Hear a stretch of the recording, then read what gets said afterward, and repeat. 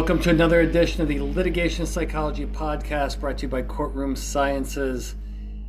I am Dr. Bill Kanasky here with a very special guest, attorney, dear friend for life, trial attorney Georgianne Walker in the Hoosier state of Indiana. How are things in the Hoosier state? Great. It's a beautiful spring day. No snow in May? No, it was cold this morning, but the sun is shining now. Outstanding. Now, Georgianne, you were on the podcast back in the day, way back in the day, before I had this cool backdrop, professional studio. Like I was doing these on my back porch, and I think that was even like during COVID. What a mess that was. But thank you for participating before, and now we're the big time. So come back. Can't wait for your updates. Got a bunch of questions for you. Now, I know you work on a lot of medical malpractice and some other things too. What has been your, now that I guess COVID's like officially over, right? And I know that kind of once we start coming back from COVID, I know that there was a logjam in the court system with trials and everybody was kind of going crazy, chaotically trying to handle all the work. And now that we're fully back, kind of what are some of the main changes you've seen in litigation, particularly in med mal, really like over the last year and a half that we've kind of been back going full speed? And has anything changed with your interaction with the plaintiff's bar in that regard as well? Well, I like the fact that we're getting back to in-person depositions. Yeah. Sometimes attorneys still do things via Zoom, but I like to be there in person for sure. I've noticed that a lot of mediations are still being held via Zoom, which sometimes is convenient when parties are in different cities, but I still think that if you really want to make headway, whether it's a deposition or a mediation, you should be there in person. So that's one thing I'm really happy about, but what I am not so happy about is that all of the trials that got continued are stacked. Yeah. And that is stressful. Yeah. And I do understand from the plaintiff's bar perspective, if it's a case that didn't settle and they want to get to trial, I get it, but they can be a little pushy sometimes about that. And it's like, whoa, I only have 7 days in the week, so I'm doing the best I can here. So how, not just you personally, but like as a firm, have you dealt with the logjam? Because I mean, because every call I get, particularly last year, I've worked on more trials in the last year. Man, it's just trial. Mm-hmm. And yeah, a lot of them settle, but you know how it is working up to trial. What has the firm done to deal with such a logjam and also maintain your sanity at the same time, if that's even possible? Well, as for your first question, we are blessed with an amazing team of associates, and included in that are not only people that have come along since they joined us as a law clerk, but also we've had some amazing lateral hires in the last couple of years, really brought on some great talent that can step in and help us, more senior attorneys who tend to be the lead trial counsel on cases. I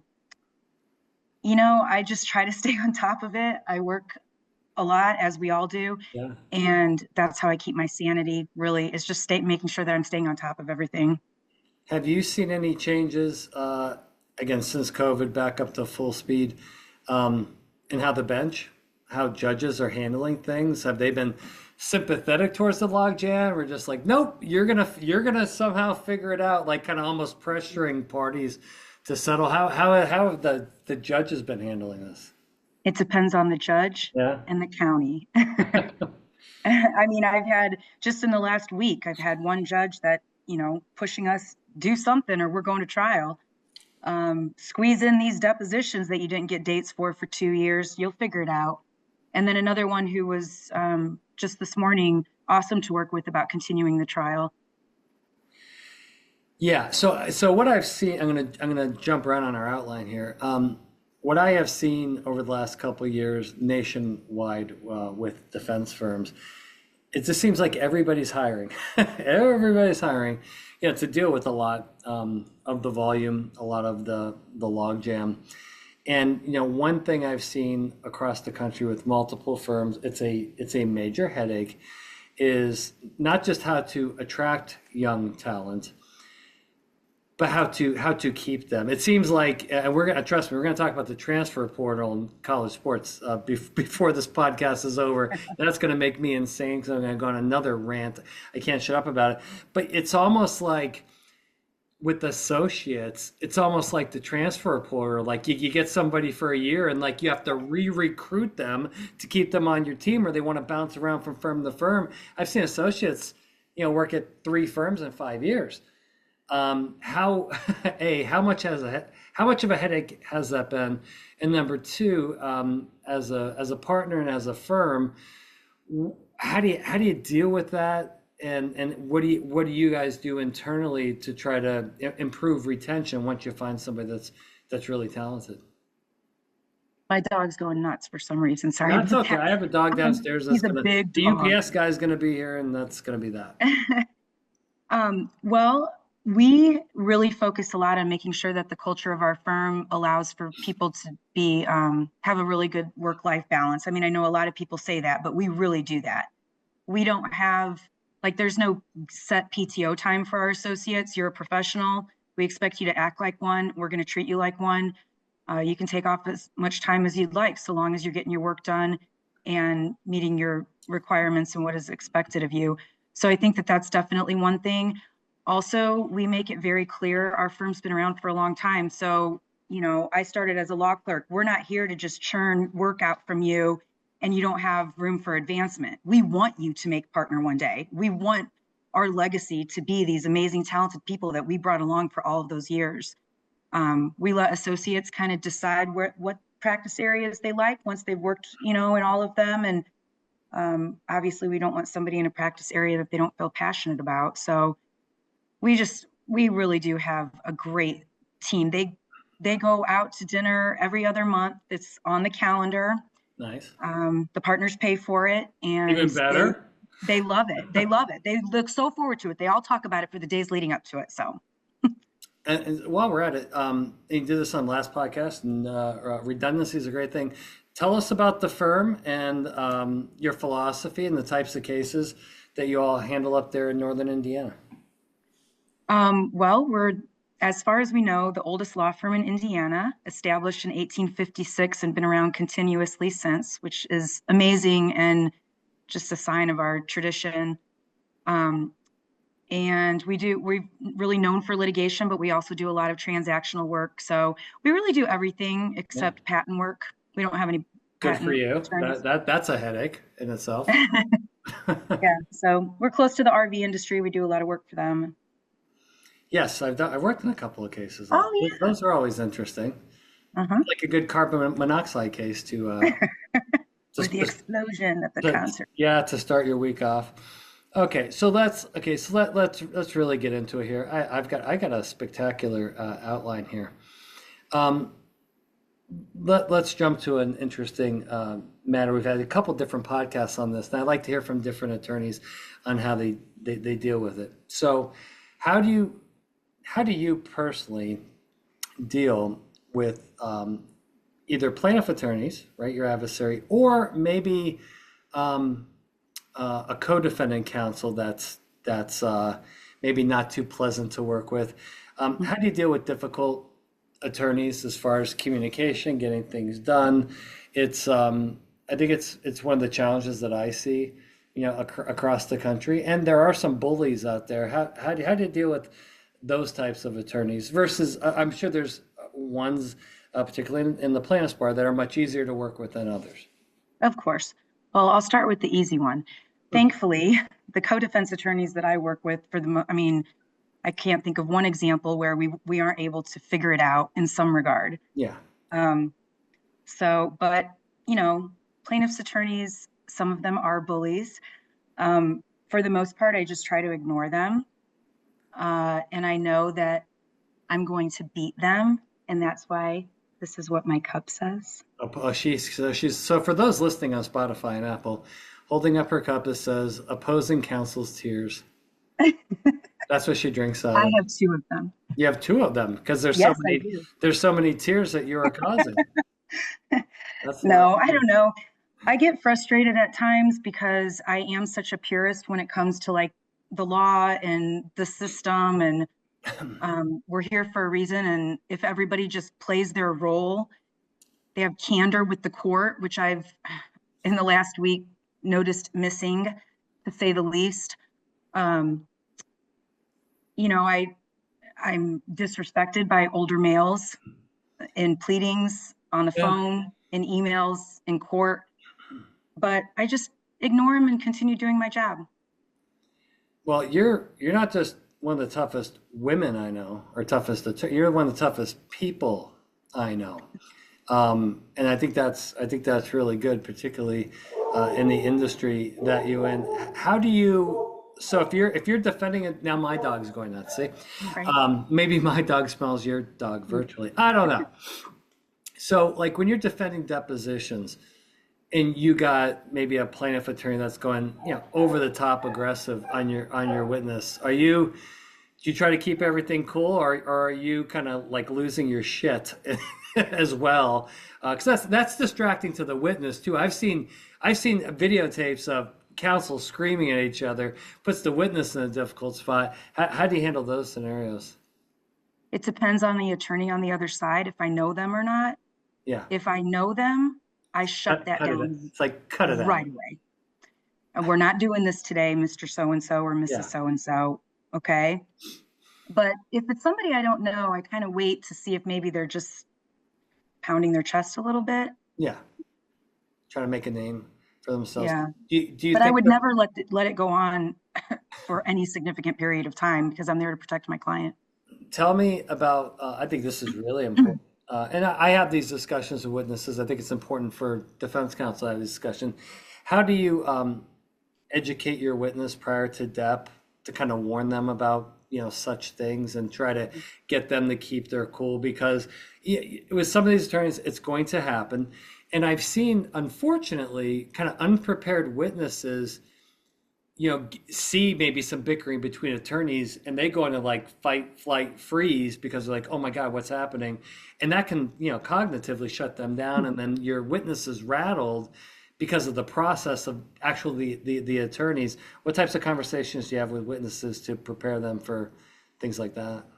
Well, I tell them that if it happens, we're going to take a break as long as there isn't a question pending. That's the very first thing I would do, is take a break, let everybody calm down and chill out. But more than that, in like true prep for that situation and what types of questions might be asked, I pretend like I'm the other attorney and I come up with an outline and I drill them a couple of weeks before their deposition as if I am the other attorney.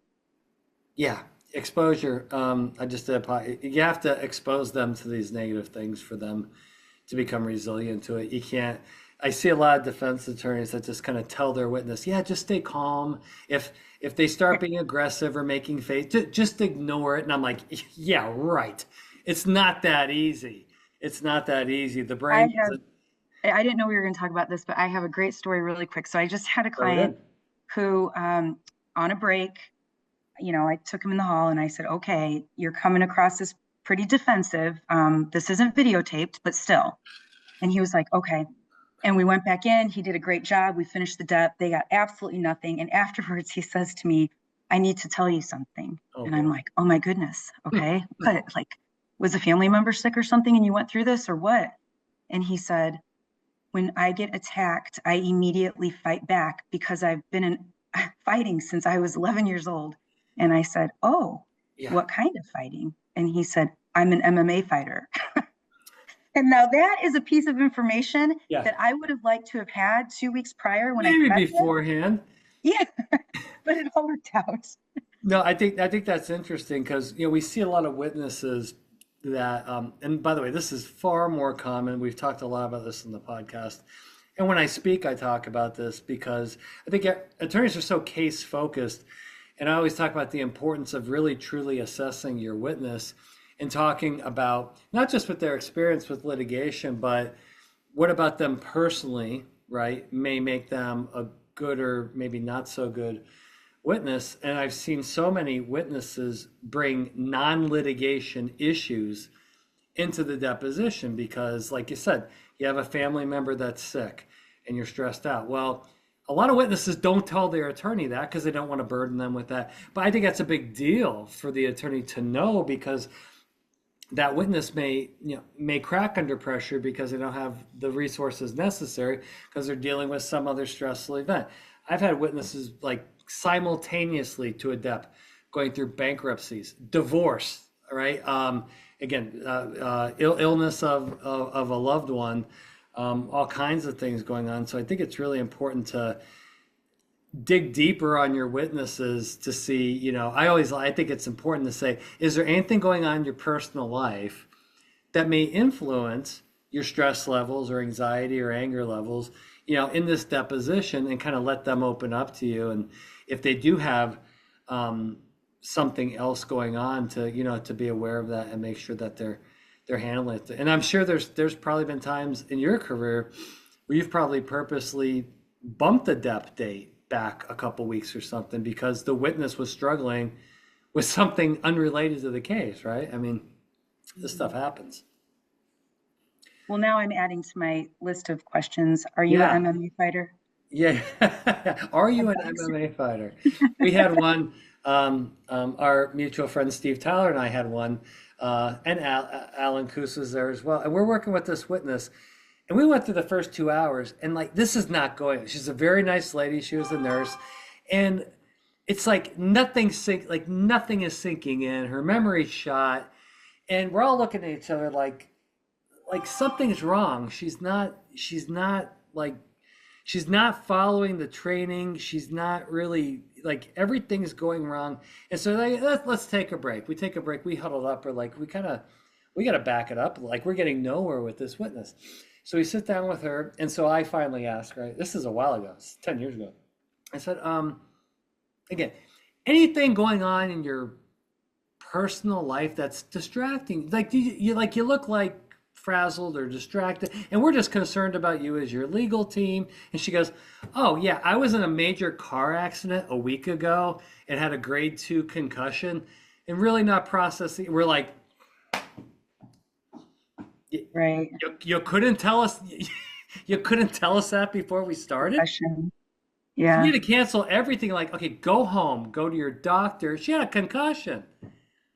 Yeah, how's she supposed to think? And she couldn't think straight, and it was just like, oh my gosh. So now it's like you have to ask your witnesses, have you had a head injury? I'm gonna add that so it's like you start having so the list of things to ask your witness beforehand is now growing. But I tell you what, if you don't catch that stuff, it can certainly torpedo testimony. So the more you get to know the witness, rather than just jumping right into the case, ask them about other things going on and make sure you don't have any other things that are going to, impact the deposition. Because think about that. You're a defense.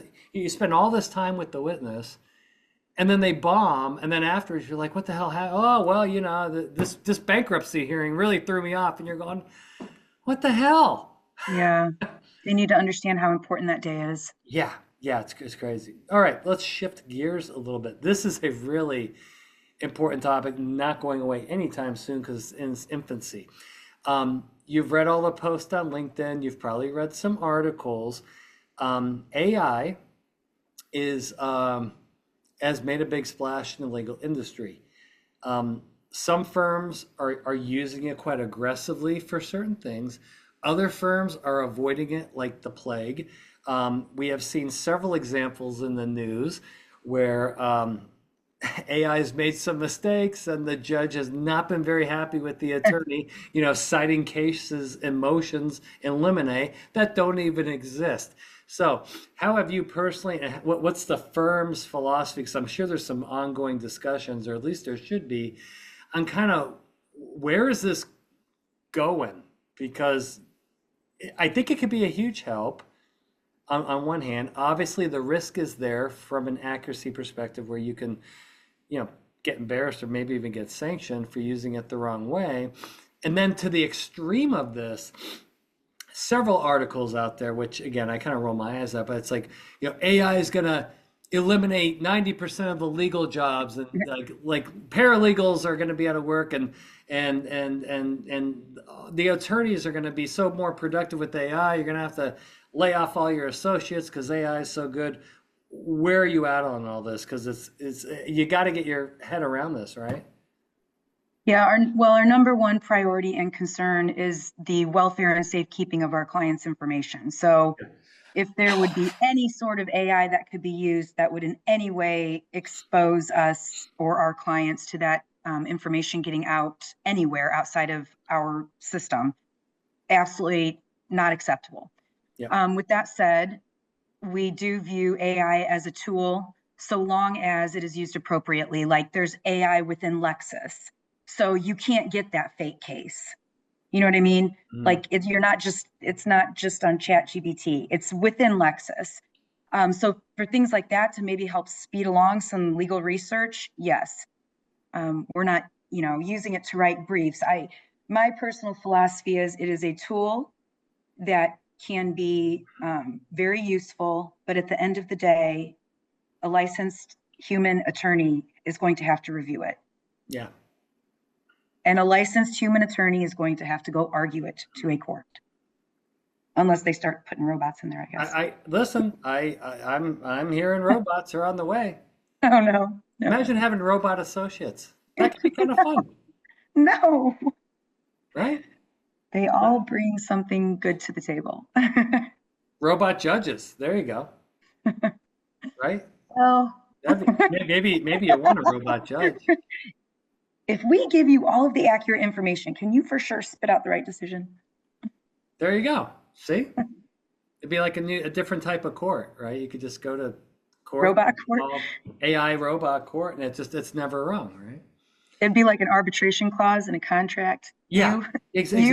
You submit to of, the AI robot court. yeah. Yeah, I think by the time that gets here, you and I will be hopefully long gone, and won't have to deal with any of those headaches. But I think AI is going to continue to grow. I think that, like for example, I met an attorney last week in Atlanta who says his firm is using I forget which platform, using AI to upload all of the corporate rep deps from the company. And what the AI does is go through to look for like inconsistencies, consistencies, and use it as a training tool for dep prep usually, to make sure everybody's staying consistent, to look over. It's like volumes and volumes of information that the AI can look at what the corporate rep said, going years back, and so it stays consistent, and then it shows where some of the hiccups were. I think that's a creative example. I've also, I know plaintiff attorneys are using it to upload, various, corporate rep depositions of the people they're going up against. I've heard other attorneys do it for example, if there's a popular expert out there, to gather all that expert's depositions, upload them, and have the AI break it down where the strengths are, where the weaknesses, maybe points of vulnerability. It's kind of endless, right? What you can do. I think it can, obviously it's not going to try a case for you, but I think for maybe just working a case up, and from a preparation standpoint, it can generate some interesting things for you. So I've got one for you. So I had a deposition, and the plaintiff's attorney asked my client, a radiologist, if he had AI read the films. Well, first of all, yeah. When this alleged negligence took place, we weren't even talking about AI reading x-rays, okay? But I was like, yeah. So then he proceeded to ask the doctor questions that when he had AI read it, they told him, this is what the film says. Yeah. That was the first time I've seen it, so. Yeah, and I think more of that's coming. I think. Well, we should have our witnesses prepared for that, because that was also not on my "Are you an MMA fighter" list. Well, yeah. So, like, if you look at like the use of dash cams and other technology in transportation cases, right? Some companies use a lot of that, particularly the bigger companies. Smaller, medium companies maybe can't afford it. But then the questions are, like it's never enough, right? It's like so a lot of the cross-examination questions are, well, you have this technology, but how come you don't have this other technology, right? And it's the you're damned if you do, damned if you don't. And so it's leading into a lot of, and I think in healthcare, it's going to be, starting being used. It's like I heard some crazy stats about how accurate it is with X-rays and MRIs and CT scans, and maybe it's used as a backup read. I don't know, but yeah. So then now, as defense counsel, you have to start preparing. You're going to have to learn that technology. I mean, this is gonna get crazy here over the coming years, because it's going to be a whole new area of cross-examination for witnesses that's never been there before. Yeah. In fact, the one I saw in the news yesterday, they're using it's an AI it's like almost looks like the name tag in a hospital name tag. It clips to the name tag. And so when the physician is communicating with the patient, it's all recorded and analyzed and goes right into the record to record the entire conversation. So there's no documentation screw ups, stuff like that. Like, where the hell's that going? Well, I mean, it's kind of scary. Yeah. I don't know. But so yeah, that's just going to be something that's going to be there. Couple more questions for you. Now, we talked early on in the week. Tell us about, you have a unique case up there, Oh, and in Indiana law, like all these different states have different nuances and stuff like that. Let's kind of do a little case breakdown in the situation that you have and explain to the audience kind of what you had to deal with there. sure. So we have tort reform in Indiana, and that means that if you pay a surcharge to be covered by Indiana's Medical Malpractice Act, there is a cap, but you have to be a part of that program. And I had a client who was not. It was a surgery center, and they were not covered under the act. And then there were two co-defendants. One was a surgeon who was covered under the act, and then a company who supplies prosthetics was the other defendant. And of course, that's not a healthcare provider, and therefore they would never even be eligible to be covered under the act. So fast forward, the surgeon settles out. So we no longer have a covered entity or physician, healthcare provider, as a defendant. So we are left with a pure comparative fault case under Indiana's Comparative Fault Act rather than a contributory negligence case. So the individual who settled out for a very large sum of money with the surgeon. What I found out when I started really digging in when I got this file was that, well, after the surgeon settled out, actually, was that the jury would never know about that. And not only would the jury never know about that very large number, we would not get a set off for that amount. Yikes. The Indiana legislature and common law is basically saying, yeah, but we have a trade-off for you. You, on your verdict form, can have the jury allocate fault to you, surgery center, you, prosthetic provider, and then the surgeon as a non-party. But I don't like it, and here's why. Any potential juror would say, you are asking me to determine how much this patient should get compensated, but you are not telling me that the patient already got a very large sum of money. Yeah. So if our justice system is here to make people whole, I don't think that that should be times two. And that was what was going to happen in this case, because there was liability to go around. And so it wasn't even a case where we were defending on liability. It was just like, okay, you decide what percentage each entity and person has at fault, and then tell us how much it's worth. But we're not going to let you know that he already got a lot of money. That's crazy, because that's crazy, because that absolutely influences your decision making, right? Yeah, and they have a right to know. We are taking a week of their time from their lives, and they're sitting there, and then we are not giving them all of the information for them to make that just and fair decision.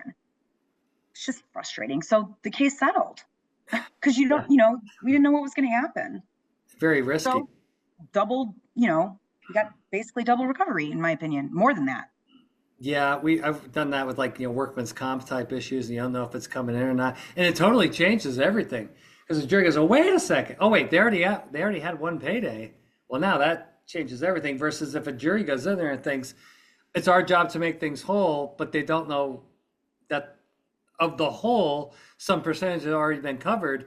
It's a different denominator. It changes the math completely. Well, and I think that jurors are bright enough to know that, okay, if we want to put a certain amount of fault on this non-party, but we still want to back into the amount we want to give the plaintiff, that's what they're going to do. Yeah. So they'll just inflate the verdict, knowing a certain percentage of it's going to get wiped out, and the person still gets that same amount of money that they think they are entitled to. Yeah. I don't know. God, the damn Hoosier state. I'm telling you. I'll have to do something about that. I know. I know. Okay, let's get into another topic. I think this is a topic I love to talk about. It does not get talked about enough.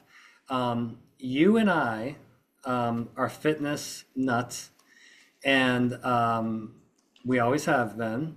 And I think any profession in the legal industry can be unhealthy if you let it. And I think exercise is a huge thing. I don't see nearly enough attorneys work out the way they should. How do you balance your your professional life, your personal life, and be able to? I know you're texting me back and forth on your new exercise plans and stuff like that. I think that's terrific because I think the litigation industry can eat you alive from a health perspective if you don't be careful. And I've known several of attorneys in doing this 2 decades that are no longer with us and had a just terrible, unhealthy lifestyle, and just it was everything about the profession and kind of like not putting their personal health as a priority. How do you make that happen, and what's your attitude towards that? Because I mean I've seen you. We've talked about working out for years and years and years. And it's just, I know it's ingrained in your lifestyle, but it's not for everybody in litigation. I think it's really, really important to stay healthy. Absolutely. Well, I look at it like this. I dedicated my life to this career, and how am I going to be the best lawyer if I'm not the best me? Yeah. That's my philosophy on it. So the better I am, the better employer I am, the better lawyer I am, the better client representative and counselor that I am. So if there's days I don't feel like working out, maybe I just take my dog for a long walk instead, but at least I do something. Yeah, that's something. Clears my mind. Now, when you do exercise, are you a morning person, afternoon, lunch break, evening person? How do you In the morning, I like? usually get up and work for an hour or two and then work out and then get on with my day. I think that's terrific. I can't do, I'm not a morning guy. I can't do it. Morning's awful. Like these people that get up and run and stuff at 5 a.m. or they're doing the local spin class at 6 a.m. These people are like they've got mental issues. I think they're crazy.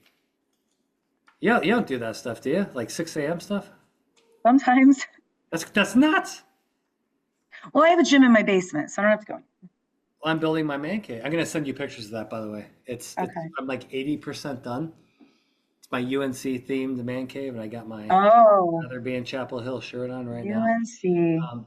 But I think that's an important thing. And then you also do. I think this is key because I think resistance training. I think that's the key to longevity. Yeah, if you want to run or cycle, that's good for your heart. I'm not really sure it's going to put on any muscle mass. Are you pumping iron? Yeah. That's the way it needs to be. Yep. As heavy as I can. Let me ask you this, another health related question. Another thing I see as I travel on the road is that attorneys are so busy. I think there's a tendency to not eat healthy and to eat very quickly. How do you manage your meals? Because I remember back in the day, and I still do it now, is I try to cook my own stuff. I have to take it with me. I'll take it with me. But I think it's really easy to get sucked into a lot of bad food if you're really, really busy. How do you eat clean? That's funny you say that because the security people at the South Bend airport, my little lunch bag always gets flagged because there's an ice pack in there and food. And they'll be like, "What do you have today?" I mean, it's a pretty small airport. So, well, I definitely was not eating enough. And I caught myself like I'd have a protein shake, couple eggs, workout, protein shake, and then all of a sudden it's 7 o'clock at night. Yeah, So I just started working with like a nutritionist, to be honest, and I love it. great. I'm so busy that I really don't have time to sit down and plan my meals. Yeah, She does it for me. All I have to do is buy them and pack them. I think that's amazing. I I'm wish more eating attorneys like would do so that. much more and I feel so much better. Yeah, and again, obviously I'm not going to mention. I have met so many unhealthy attorneys. They don't exercise. It's constant stress. They're not sleeping well. They're eating a bunch of junk food. It's not the way to go. So hopefully hopefully others at your firm are following your We lead. have a gym Yeah, there in the yeah. building. I think every law firm should have a gym somewhere in the Yep. building. Or I know a firm that, ready for this, they pay their employees to exercise. Oh, And they, wow. they carve out an hour a day, they have a gym, and they pay you to exercise. You get Well, bonus good time for exercise. them. Because I think like you said, makes everybody better. You're the best version of yourself, and I think it's the best form of stress relief. I think it's fantastic. So definitely keep up the good work. And to all of our listeners, please um, do something. Do something. I mean, even walk if you just want to go on long walks. That's great. I've been on trials where the trial attorney and I, the moment trial got out, we'd go back to the hotel and walk for 30, 45 minutes, like power walk after every trial day, just to, clear our heads and get some good blood Hmm. flow. Because I think during trial, there's a great follow question. How do you do that during trial? Because now it's like I everything's on the line. You still got to sleep. You still got to eat. You still want to well, exercise. But now you're in trial settings. Obviously, maybe you can't work out as much. But how do you do that during trial?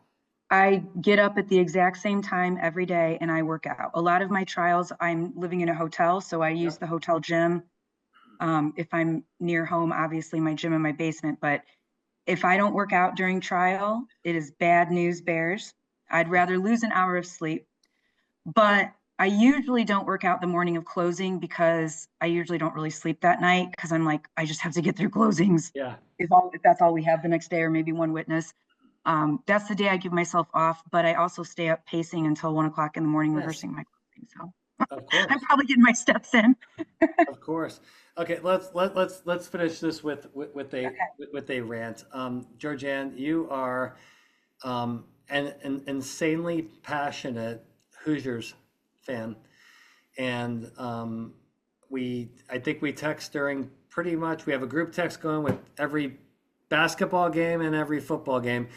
The state of college sports. I'm thinking Trump may have to have an executive order. He's been talking to Nick Saban and some other folks to try to get things under control. It's completely out of control. And here's what's interesting for the Indiana Hoosiers. That exact process made your football team from mediocre to top 10.